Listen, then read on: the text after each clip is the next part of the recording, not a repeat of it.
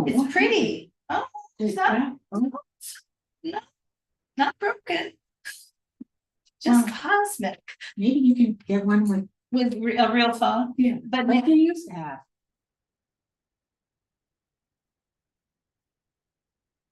they're meeting live. Oh, sorry, Yes, Jacques.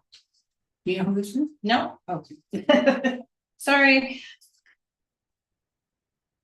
No, it's because also my whole family is texting, and social media dependent enough to read a room. Well, I didn't care for UNNC, I didn't care for.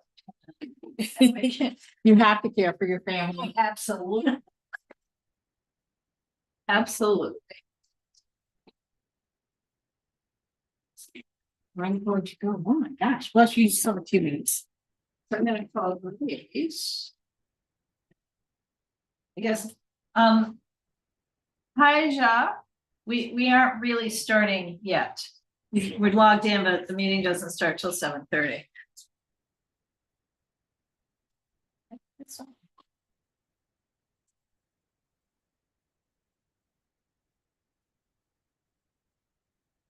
Because, no, we did.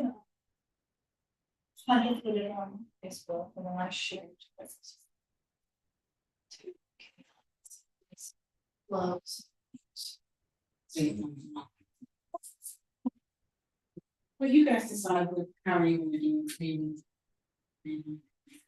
Oh, I don't think we'll.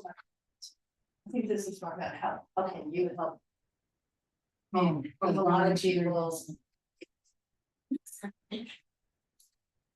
What? I don't know. Are we not really online? There we are. Well, look, Anne's coming. Oh, you know what? Maybe it was grabbing the wires for the thing in the back. Okay, I will talk to you soon, Laura. Okay. And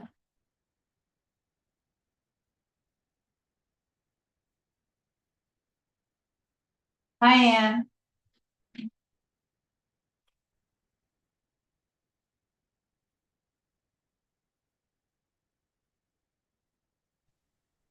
Hi, Laura, it's Anzum. I see that. How are you? Okay, and you are already feeding to YouTube, right? Correct. Yeah. Is that Teresa? Teresa has just walked out the door to go home. She might log in. Oh, you mean when you say, is that Teresa on the YouTube? No. What's the nature of the question? You mean my question? Yeah. Oh, I was actually wondering about the speed of the YouTube feed. But also I want to listen in on your discussion too. Sure. Well, you're on real Zoom at this point, not YouTube. Yeah, I'm on both. So that's why I was wondering about the delay, et cetera. So let me there would be a delay, and we don't see the delay here because essentially after we log in and launch it, we turn it off because it echoes and it's delay. So we know there's a delay. It's gonna annoy you, just saying. But it is effective. Oh, it's not, the delay is actually now a little less. Okay, got it. So, but I'm calling Grace because I don't see either Grace or Corrine. The chairs of this committee. Hello. Are we on our way? Perfect, because it's just this one's popular. There's people here already on Zoom. Okay, thanks, bye.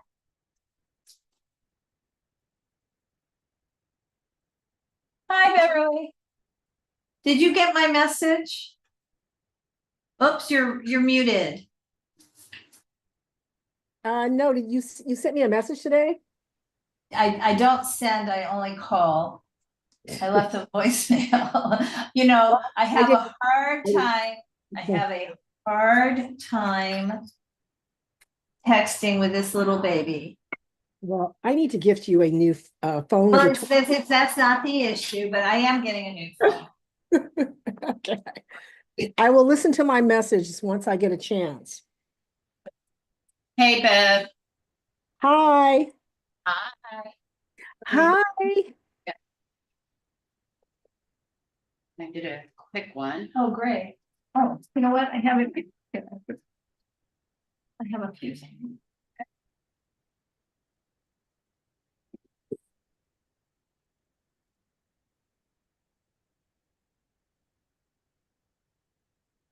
Including the agenda to share. There's a problem. There's a really problem. Appreciate you being introduced. Thank you. You know how. Yeah, I did it last time.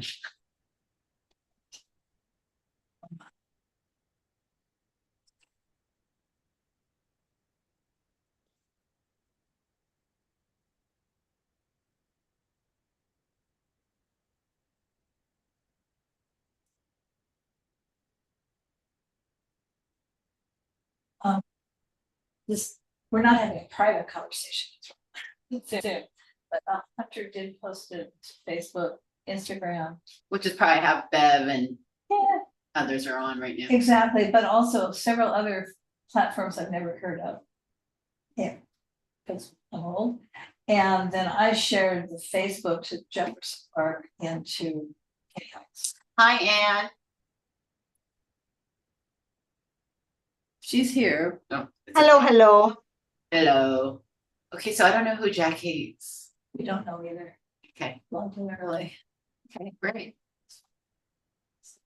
Yeah, I spoke with Corinne and she's sick as a dog.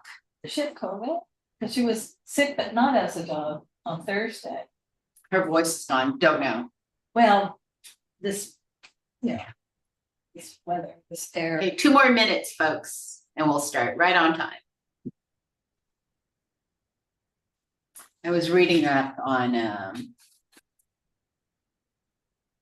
2019 New York Magazine article with the Woolsey fire and has lots of quotes from Eric Garcetti and Wow. They pertinent. oh, they are.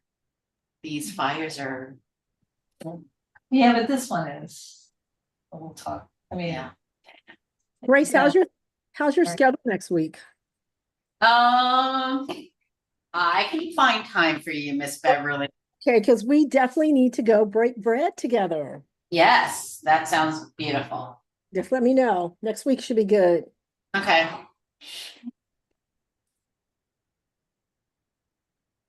One minute to go.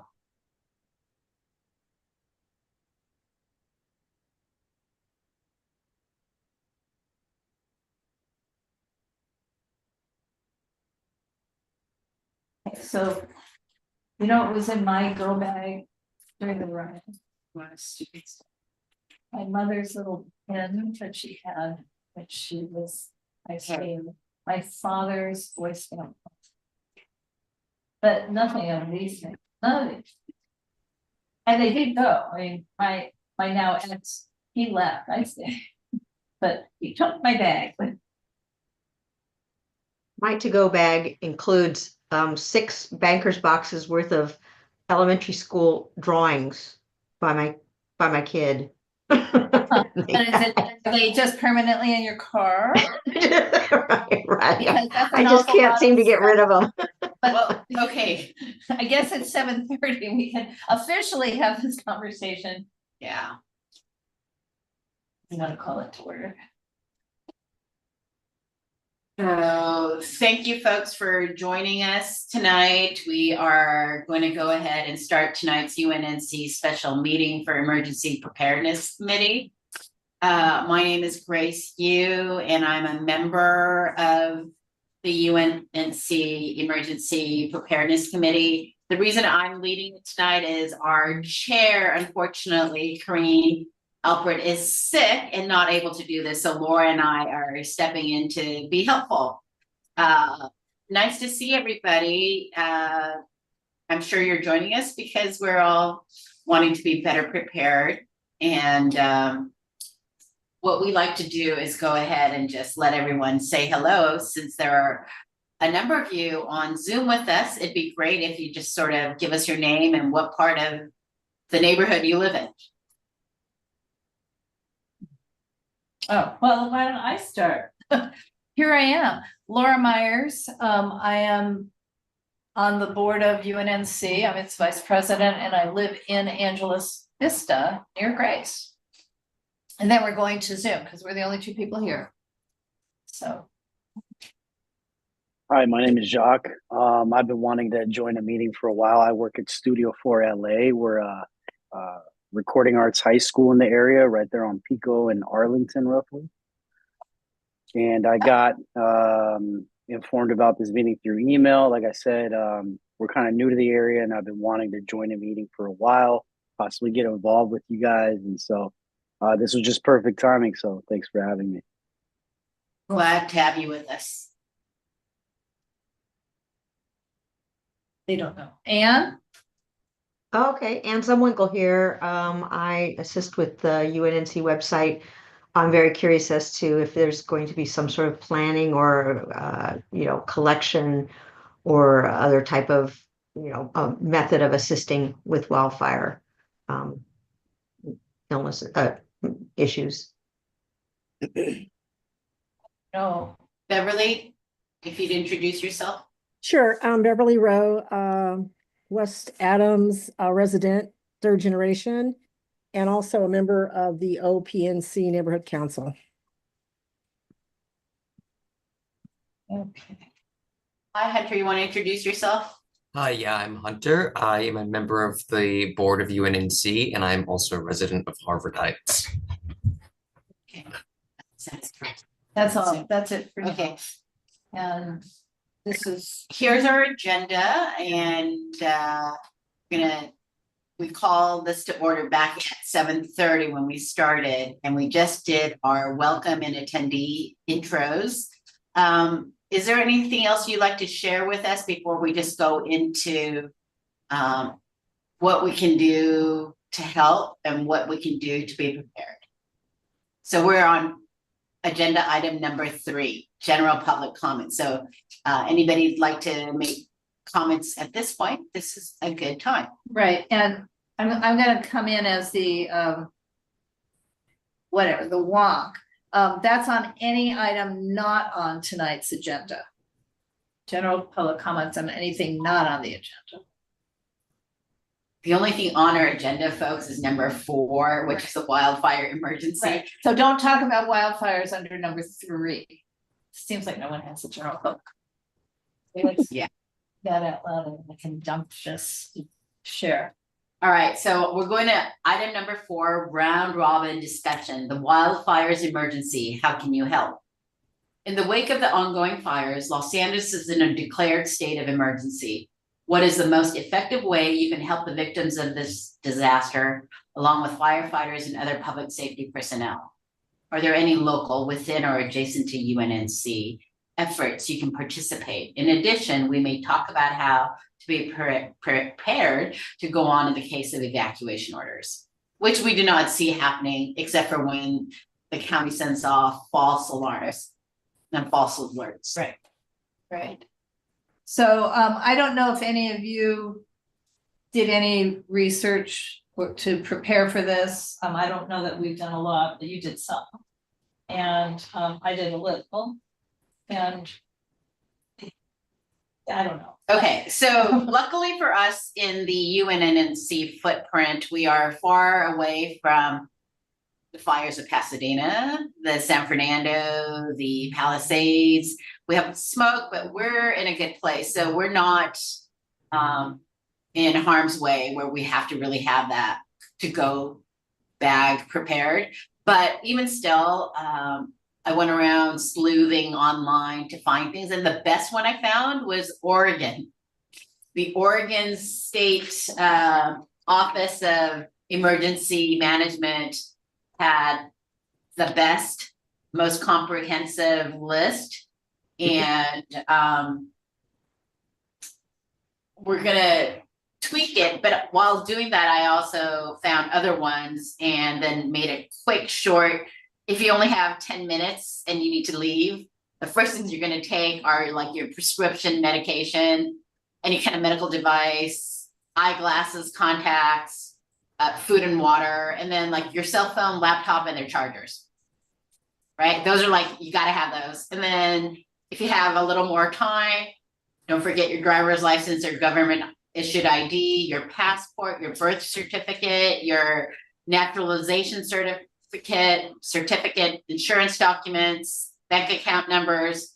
But those are all on your phone at this point, unless you happen to be old school and you don't, then you better bring those documents with you because you're gonna have some difficulty if you don't. And that was just the short one. So as you can tell, this Oregon one is in 2 pages. We've got Coach Ron on, but anyway, Ron. Okay, so hi, Coach Ron. We don't know who you are, but I know who Coach Ron is. oh, good. If he, because he comes sometimes to the homeless. Okay, Hi. Coach Ron, if you want to say hello and let us know what part of the district you live in, UNNC. Yes, I don't live in the district. I just it's basically come out and work with the homeless in the district, but I don't live in the district. Okay. No worries. Thank you for joining us today for UNNC's Public Safety and Emergency Preparedness Committee. You're welcome. We're just talking about the list and your evacuation go bag and things you would need. We will be rewriting this so that it is pertinent to our area with the right phone numbers. And then once we've finished it, Hunter will help us get it out, disseminate the info. Right. So if there's any, so like I well, told you, Oregon's list was excellent. They say first thing to do during an evacuation is to stay informed, opt in to receive emergency alerts from LA County and LA City. There's this ability to go ahead and enable wireless emergency alerts.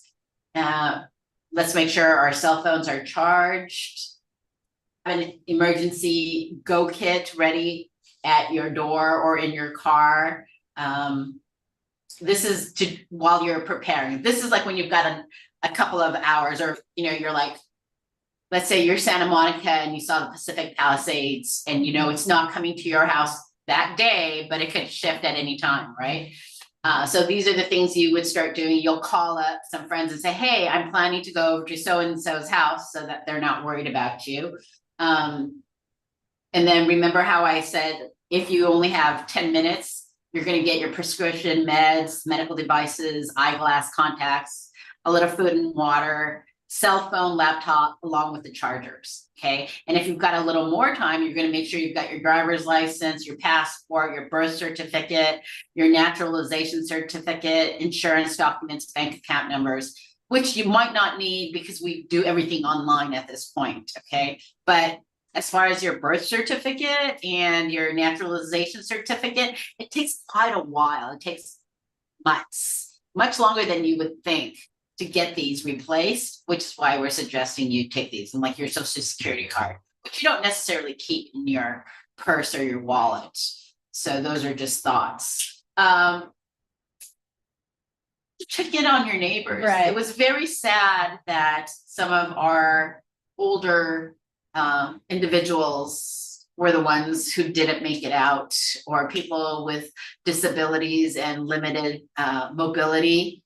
So we got to check in on our neighbors that we know have some of these difficulties, so that we're not just prepared for ourselves, but we can take care of our neighbors as well. I'd like to. Great. Yeah. I just before we came watched a report on NBC about a 95-year-old woman in Altadena who, they were interested in her because she happened to have been a Black Hollywood actress in the 1940s and 50s. But at 95, she was spry, she was not needing any help, but she didn't like to use her cell phone. So the family thinks she probably never got the alert to leave. And that she probably assumed there'd be people, the police driving up and down the street. So I don't know how we fix that. But Laura, on that particular woman who was 95 in Altadena that passed away, her granddaughter had just dropped her off at midnight, so then there's that, but we don't want to blame that No, I'm not saying, no, I'm not saying we're blaming her. What I'm saying is that in terms of our seniors and people who are somewhat responsible for to them, we have to figure out how to communicate to them the possibility of a huge problem. Like, I'm sure if her granddaughter had some way known or been alerted to the fact that these fires were closer, because she said she smelled the smoke. Right, she knew there was in the canyon, not in the residential neighborhoods. Yeah. At midnight, it's midnight the night before, obvious. Right. So what I'm saying is that in situations like this, we have to learn how to be more proactive individually as opposed to reactive. And so, Right. I mean, obviously, this is a tragedy that I never thought I would live to see, to be honest with you. But again, it's about being proactive. And Grace, I really appreciate the effort that you have put into this emergency response effort over the last few years, because I know before we talked about it a couple of years ago. So I really appreciate your effort and your ongoing, involvement in trying to get us to be more proactive as opposed to reactive. So I appreciate that. Thanks, Bev. You know, so we have what to pack if you have time. So we talked about the critical, your medication, but then like safety concerns. If you have your first aid kit, your flashlight, gloves, high protection face coverings, your N95 masks, long pants, making sure you have sturdy shoes. Then there's also the communication. Do you have your phones and your tablets, laptops, charging cords? Do you have an AM, FM radio? Because the wires can be down. If our internet is down, our cell phones are down, you want AM radio because that's the only thing that was giving people advice at certain spots during these last few days. And if you can remember to bring your ATM, debit, credit cards, some extra clothing, hygiene for women especially. And I always say, have your car pretty full. Kareen's here. I know some people who kind of wait till they're on empty or below the quarter mark. I grew up in a household that if it wasn't 3/4 full, my father had a cow. So it was ours. Never, if we went under a half, it just didn't happen. I would be in big trouble if that happened. So that's how I grew up. But I know I have friends who wait till they're like the red light shows up and then they go, oh, we've got a few miles left, right? We all have that friend. I'm that friend. Let's try to encourage our friends to be better prepared because we don't want everyone having to stop at a gas station to get gas in an emergency. Okay. So did anybody want to say what they would put in a go bag that's not on this list? I mean, I was telling Grace that in 1992, I packed some stupid things, but really not, I mean, emotional things, but little trinkets that had belonged to my parents, for example, were sent away from, 1992 was a civil unrest. That's not what I used to call it. But in any case, does anybody have anything that not trinkets, that they would add to the list? Oh, well, actually I do. The, you talked about phone chargers. I recently purchased a solar phone charger. So, because you don't know where you're going, and this emergency, obviously when you were out and you came, whoever you were, came to a safe spot, there's electricity, but there are other kinds of disasters where there may not be electricity where you're going. Right. And if you have even more time, the things that they suggest before you leave your home is to shut all windows and doors, close all fireplace and pet doors, turn off all pilot lights, remove flammable window coverings, like shades, curtains, that kind of stuff from the window. This is for like fire evacuation, clearly. Move flammable furniture that's outside your yard, like your patio furniture that has like plastic on it, put it into the garage is what they say. Please leave your interior lights, they say, so that firefighters can look in. They also suggest that you leave your contact info on your dining table. And for insurance purposes, we should all do this even without a fire.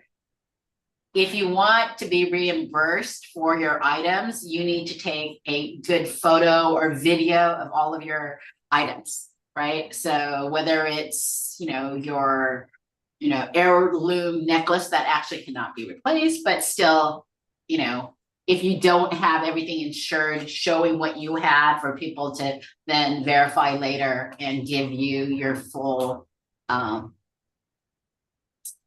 reimbursement, or as much as possible, you need to show what you, okay? And then outside of your home, it's keep your vehicle ready. So back to, let's make sure you've got plenty of gas in the car, and please don't let it go below, half or a quarter tank of gas.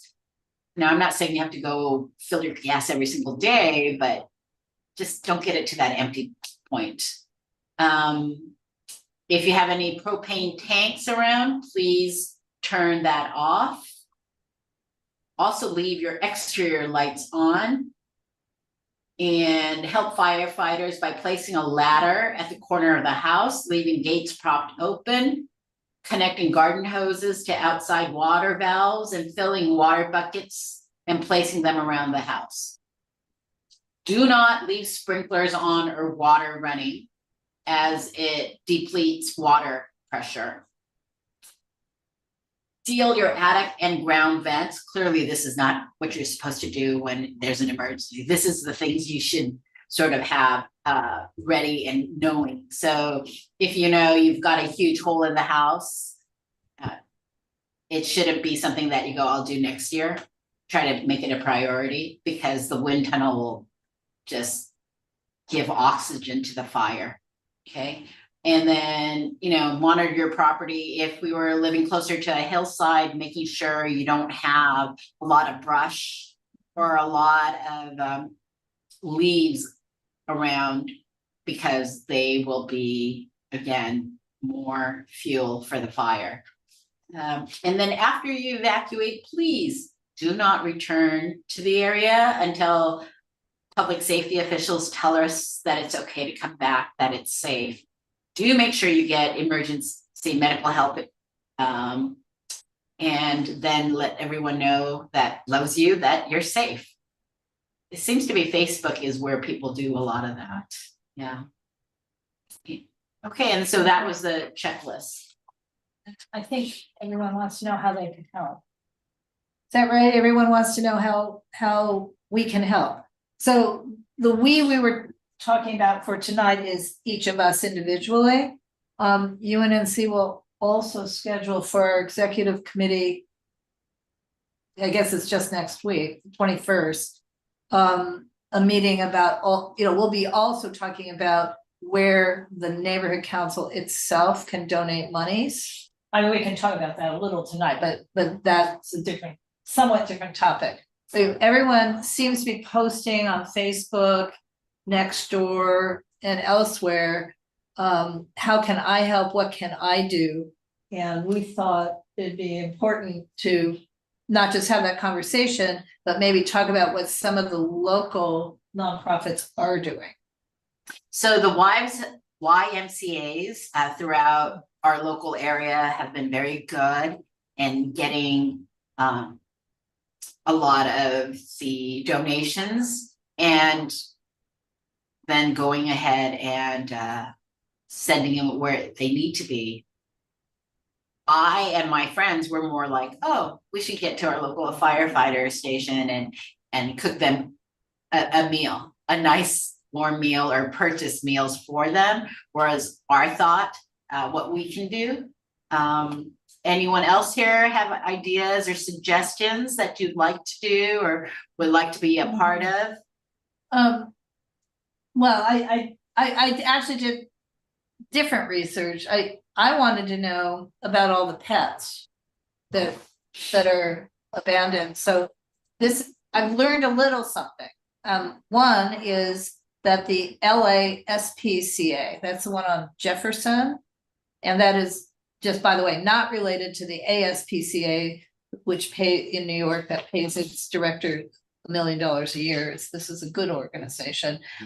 They basically shipped all of the animals they had in their possession to other states and have and then brought in 350 animals in and out that they found fosters for. So, and that's an ongoing effort. At our Jefferson Park Pet Resources Center, which is the old LA animal shelter, they're not taking in animals, but what they've done is they've emptied the South LA animal shelter, and again sending the big dogs. Well, okay, I'm a little concerned, and maybe I'll ask, how did they No, they're empty the South LA shelter? because shelters around the country Have- are offering to receive them. So they're shipping them to other states so that new animals can come here that won't be shipped away because they may belong to. And the look you're getting from me is because we all know our LA shelters have not been Right, but this, forthcoming I'm- and sharing what they have actually been doing. yes, but who's doing this is Angel City Pit Bulls. Okay. Not the city itself. Okay, So I should have said that.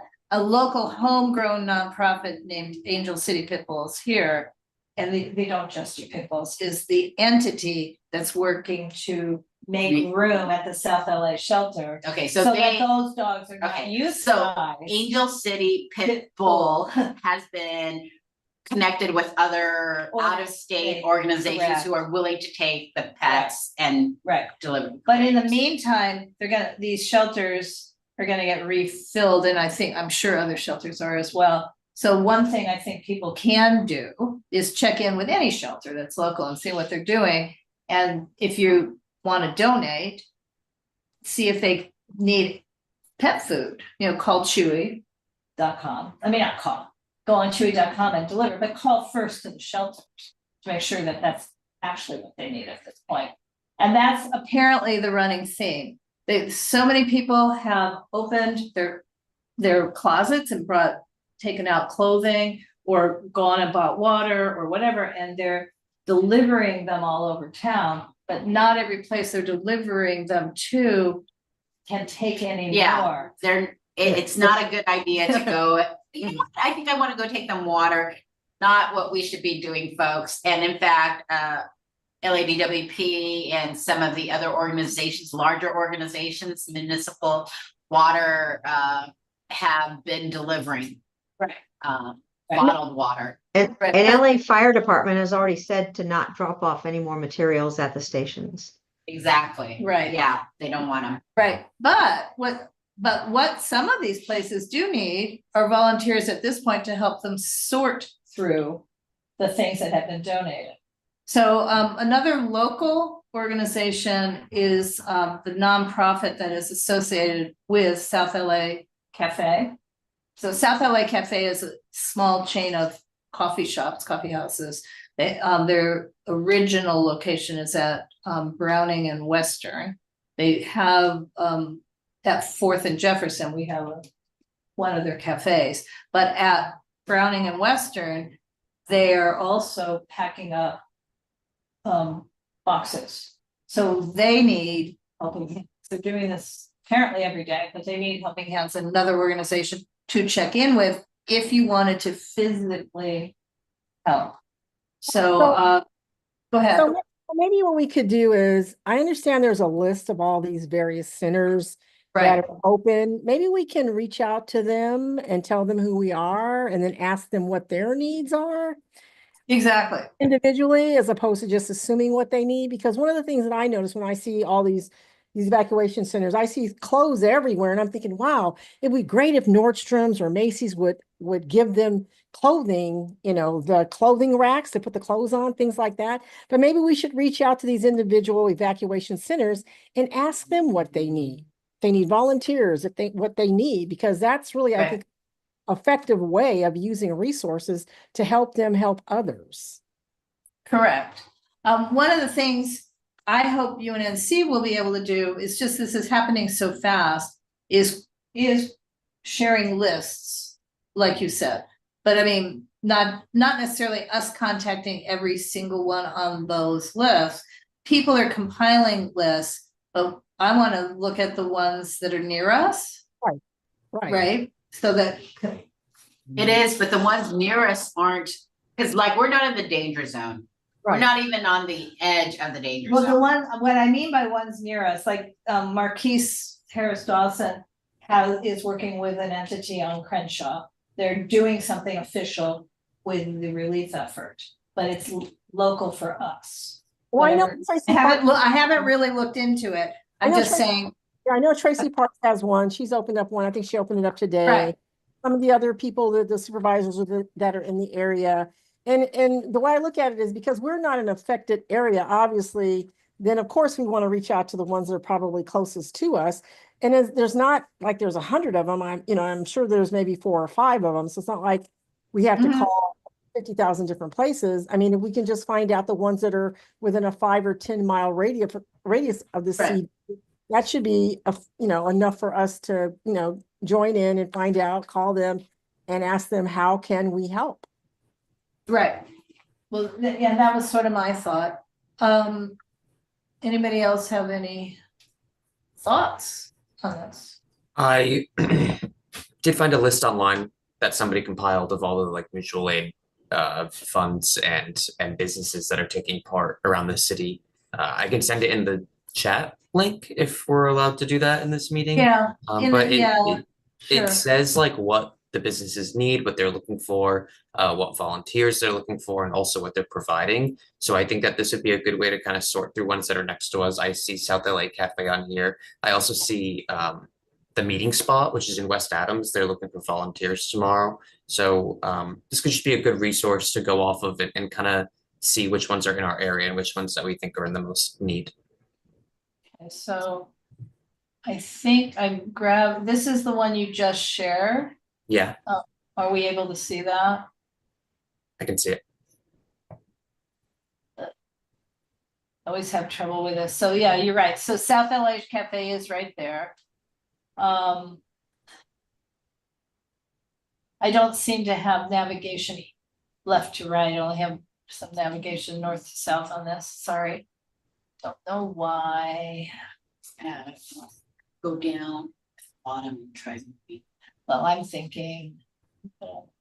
Probably, decreasing. yes. That's right. Well, it helped a little. Okay, well, anyway, for those of you who are looking at the chat, you please save the chat to your computers because you can look at this list also in your leisure. But I do see among the first couple are 2 of the 3 are actually in fact close to us. Are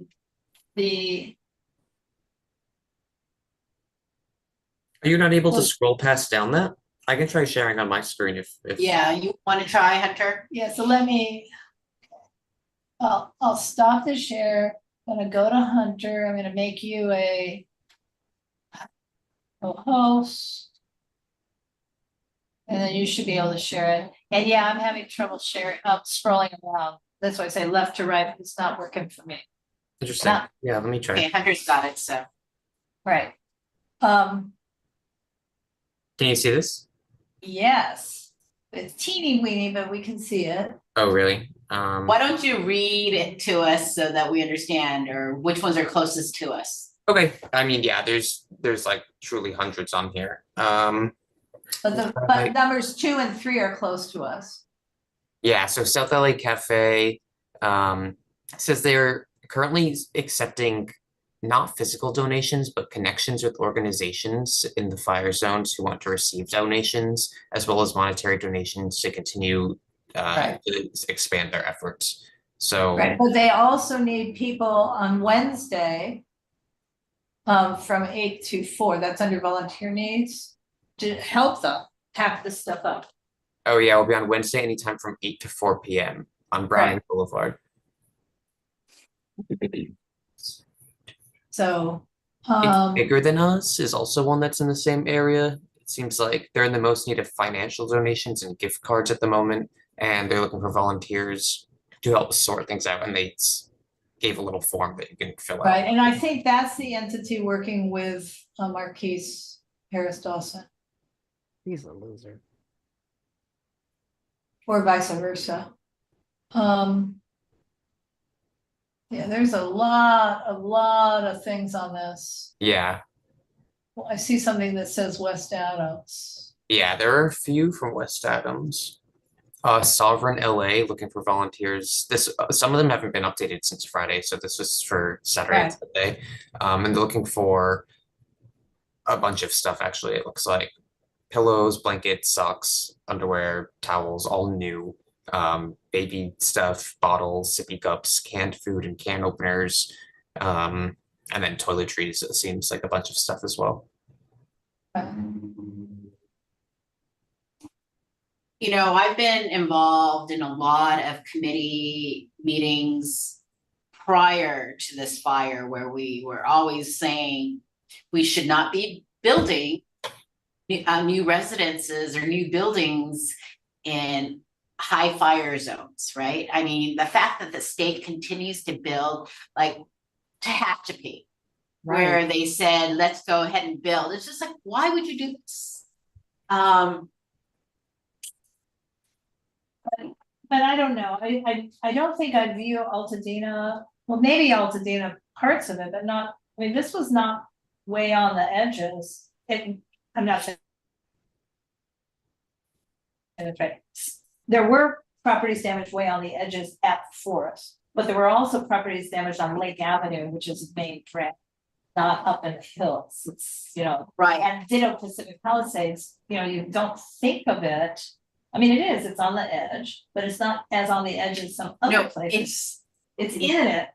Well, go ahead. Okay, you have to remember that this was not all built out, like Agora Hills or Calabasas, where they're in a high fire zone, you know. We keep building out, Right. thinking that we don't have any water issues, where we clearly do. Right.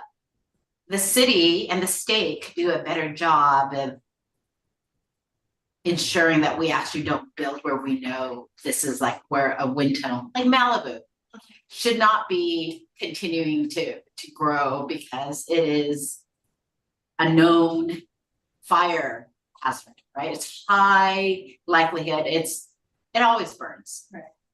Right. So we But- can't I know, continue to build. But clearly Altadena doesn't always burn because a lot of what burned is a century old. So it doesn't burn. I mean, I feel that, you know, it was a long established community and it has, you know, anyway.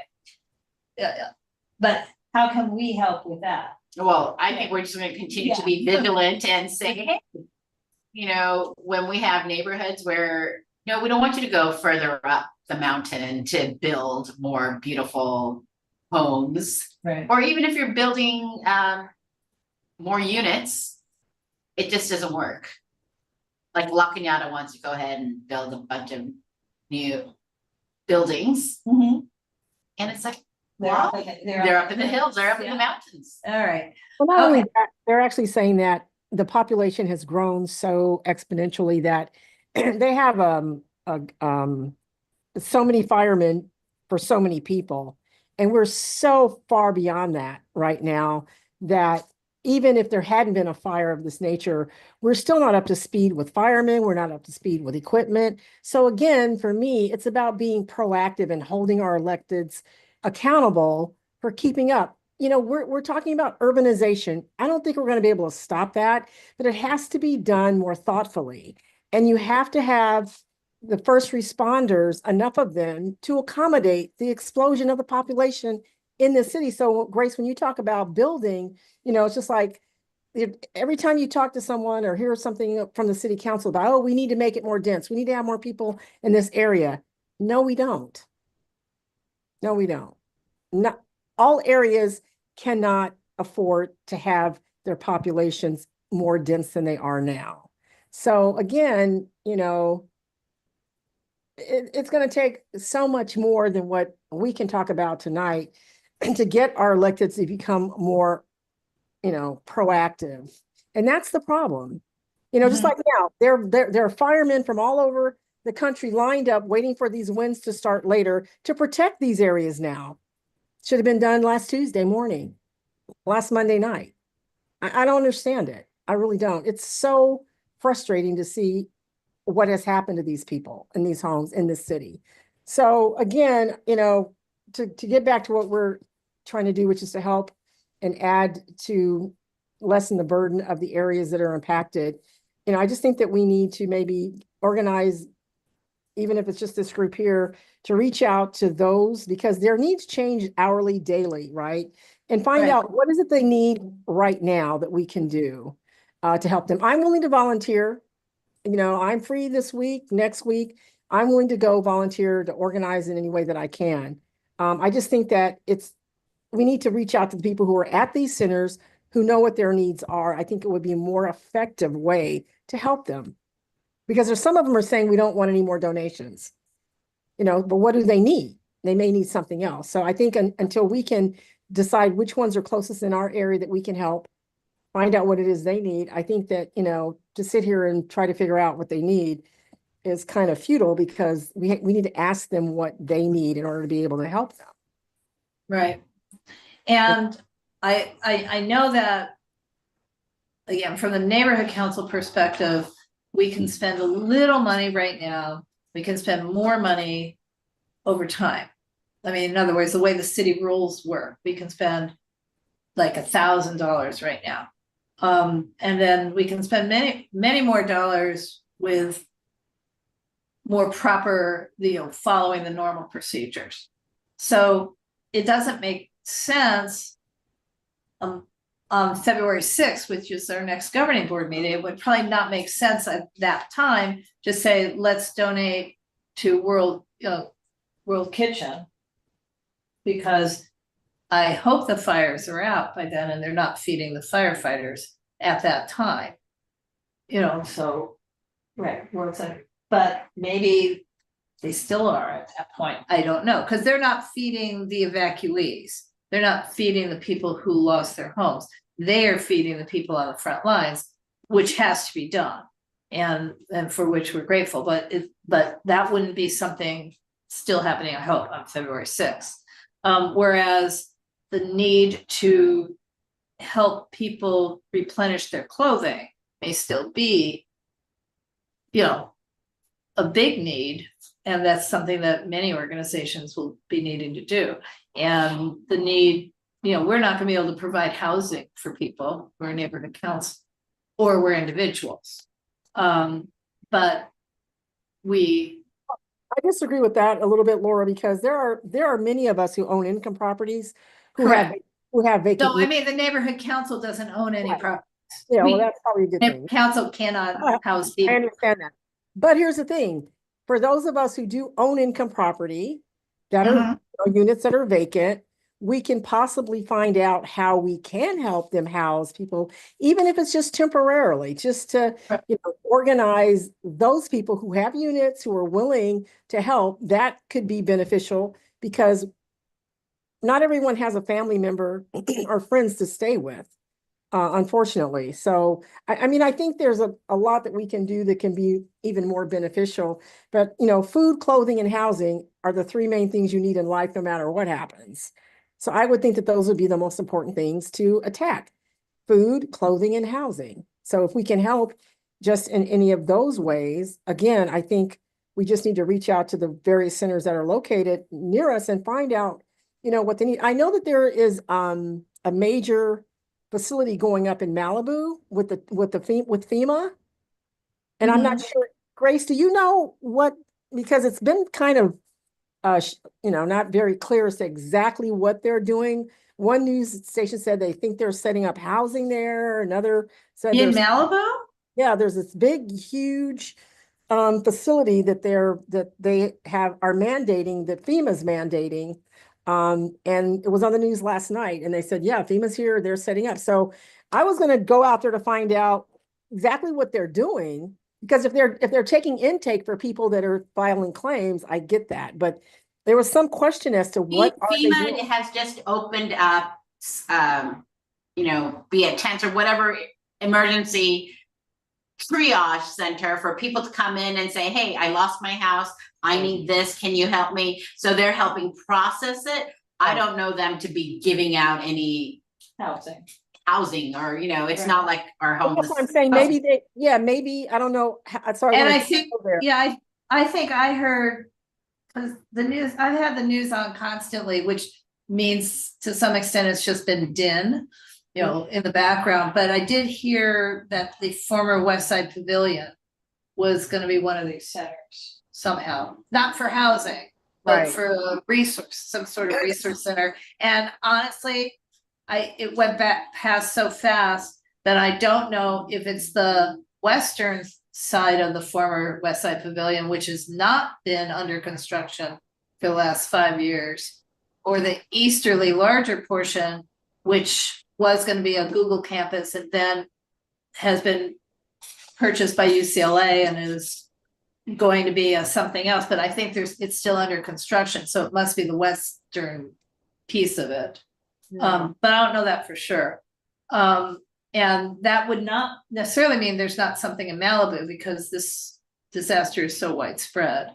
That they might have. So, you know, FEMA's website says, you know, financial help with disaster caused housing needs in the form of rental assistance to help you rent short-term housing, lodging expense reimbursement, home repair assistance, home replacement assistance. This is the stuff that FEMA's talking about. Okay. And Bev, I think you were talking more on a practical, hey, if we had a list, I would think, you know, the mayor has like the Airbnbs that are out there, if you know, outside of those areas, whoever has space.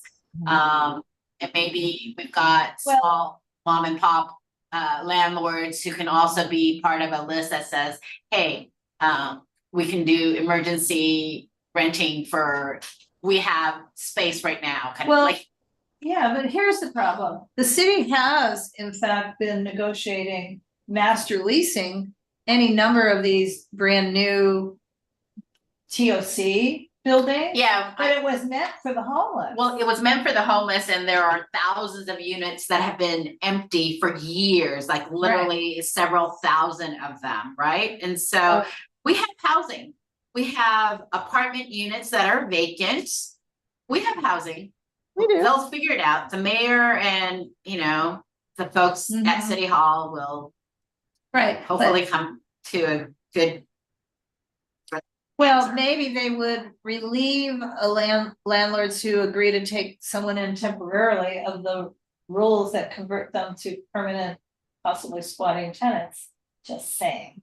Well, you know, I would even be willing I would be willing with the units that I have to allow people that are homeless right now, if they were vetted, to actually stay for at least a month and not charge them, just so they can collect themselves and get a plan.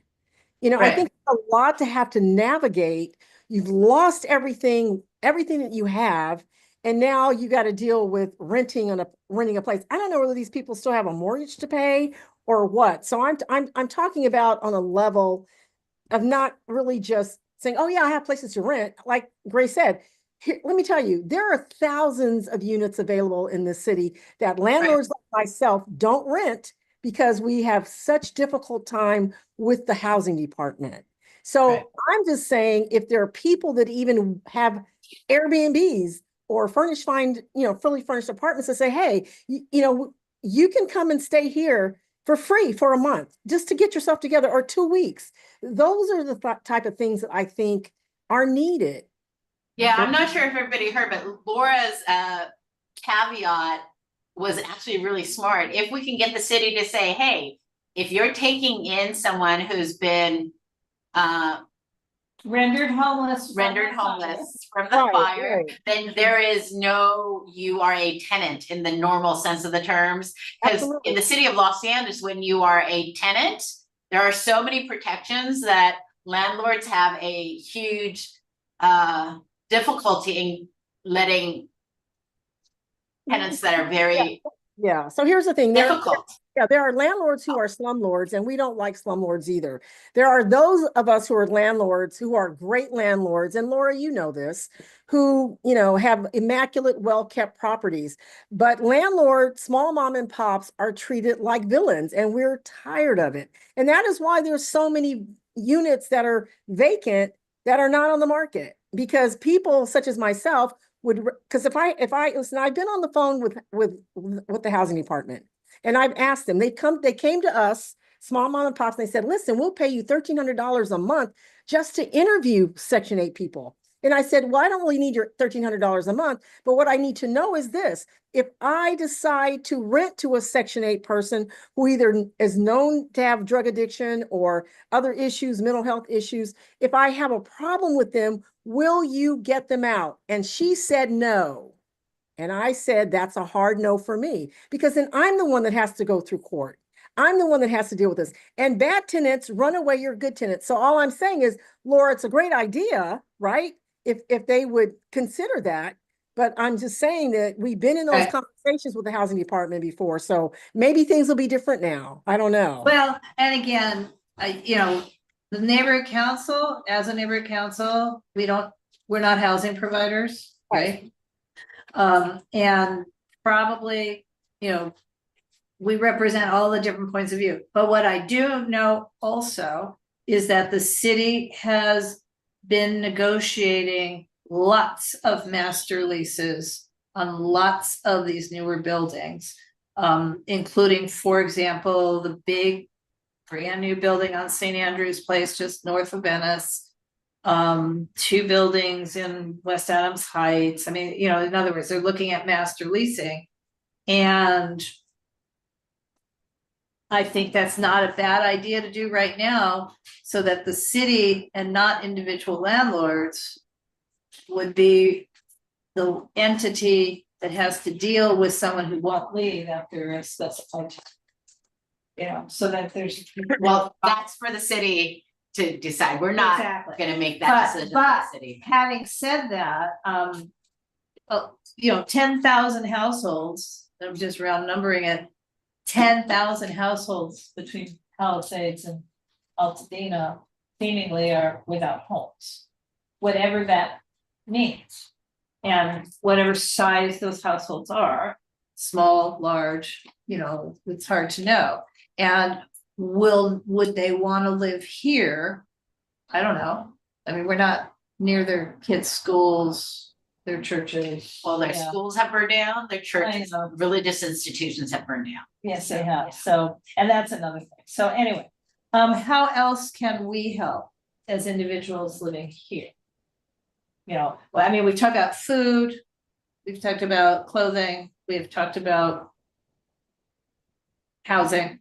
I've talked Well, about I actually pets. really like your idea, Bev, and I'm gonna go searching online, or Hunter, since you're so good at this, maybe look and see if the city's already doing this.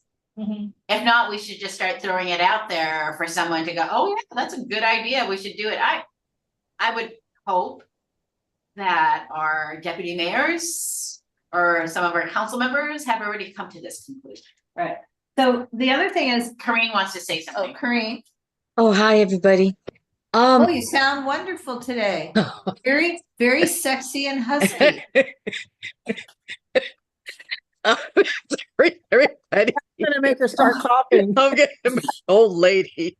I was wondering if we could identify one organization, whichever from the list, and make a nice contribution to that one organization. And that would be in behalf of our UNNC, from the list. Like it would be, just that we know that this is a really good organization and we'll be able to disperse the money as needed, but that we were able to contribute to one organization. Yeah, Just- we got an email today from the city clerk that in fact would authorize neighborhood councils in this circumstance to make donations that otherwise would have to be filled with paperwork as MPG. So broadly speaking, the answer is yes. which one or more than The one. executive committee is gonna make that decision next week. Well, recommend. No, you guys don't need to recommend because it will be Paula who says yes or Oh, well, no. that'd be, yes, we have $1,000 we can spend that she can just, doesn't have to ask us, hopefully. Yeah, Well, she does have to ask some of us because it's the expensive. executive committee will Right. deal with But the it, so. executive committee could make recommendations to the governing board to spend other of our monies and take it out of whatever they've set for. Yeah, so the answer is yes, and it may be more than one organization, but we did get an email today that changed the original emergency authorization, which originally said you have to buy stuff. And now we seemingly can donate to organizations.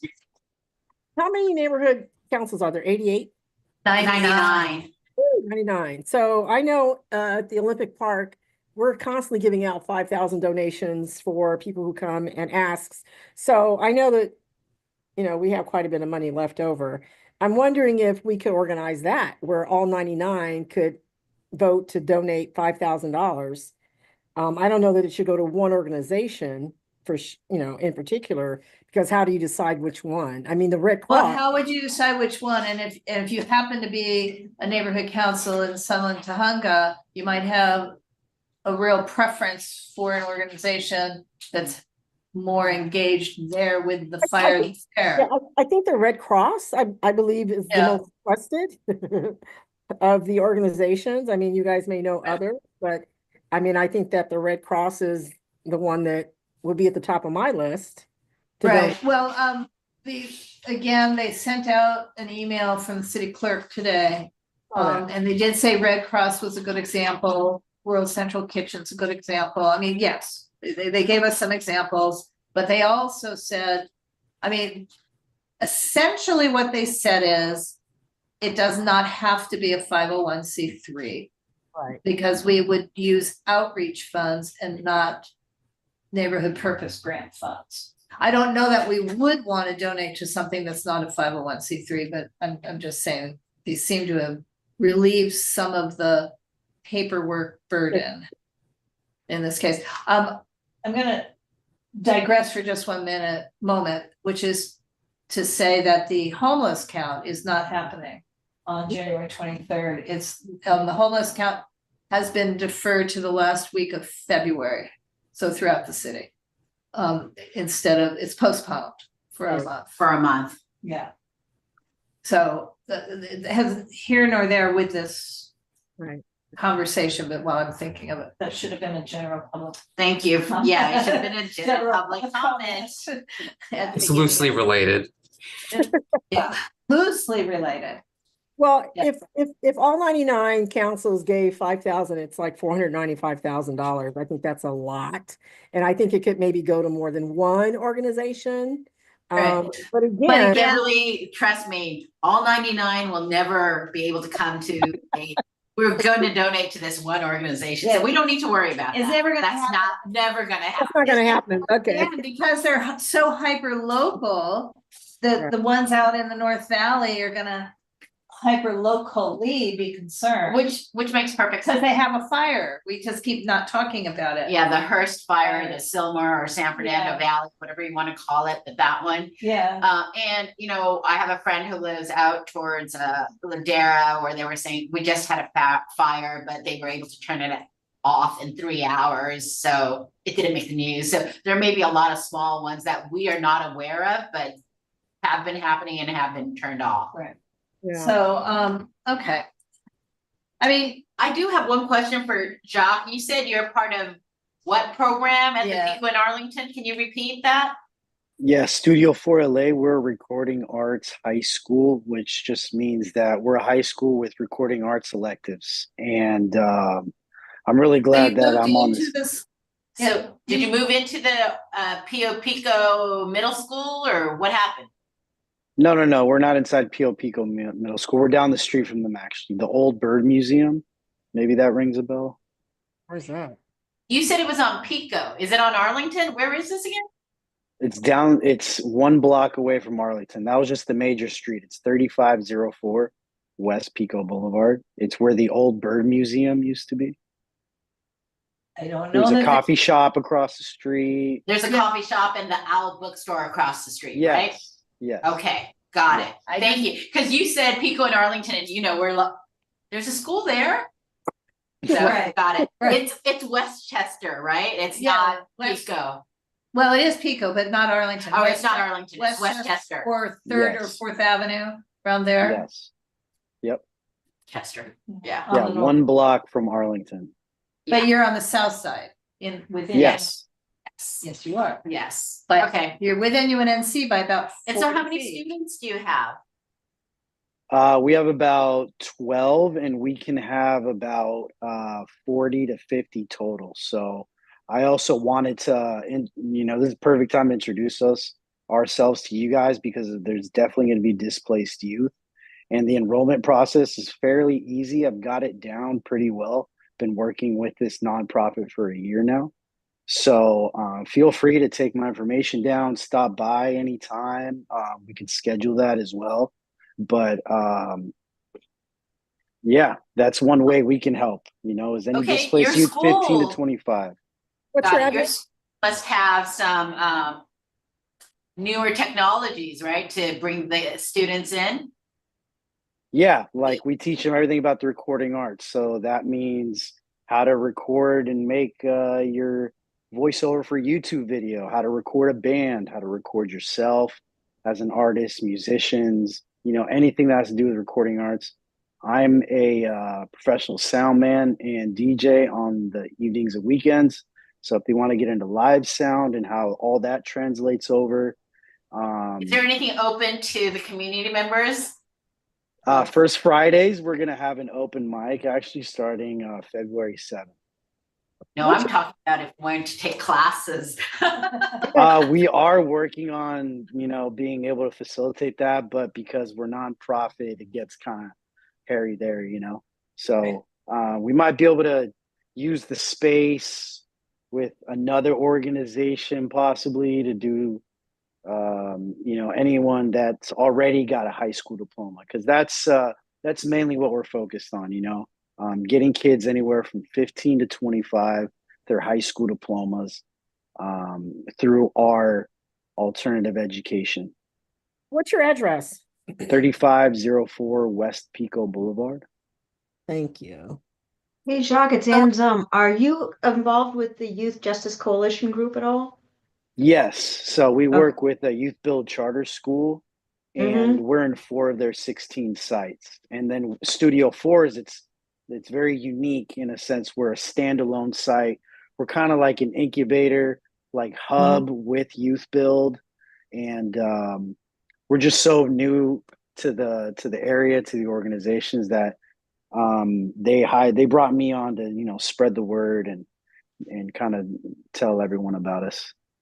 Excellent. I just jumped on Google Maps and see that they've updated on May 2024. They've got a date of the what the street view is, and you're in there. So, but it's very low key. Your signage, right? I mean, there's. We've got some banners on the outside. Yeah. Yeah, but anyway, so I was just wondering, I was going to connect you up with Youth Justice Coalition's group, school, but it sounds like you're actually a component of that. Yes. Cool. Okay. Very cool to know. Thank you very much. Yeah, no, thank you. If there's nothing else, I'm going to go ahead and adjourn our special meeting for tonight. Anything else? Well, I'm gonna ask Jacques if, are you signed up for UNNC emails? Or did Yeah, you that's sign up? yes, how you- I am. Okay. Yes. Perfect. And All right. Thank you everyone for joining us. Good Thank you, night. guys. Good night.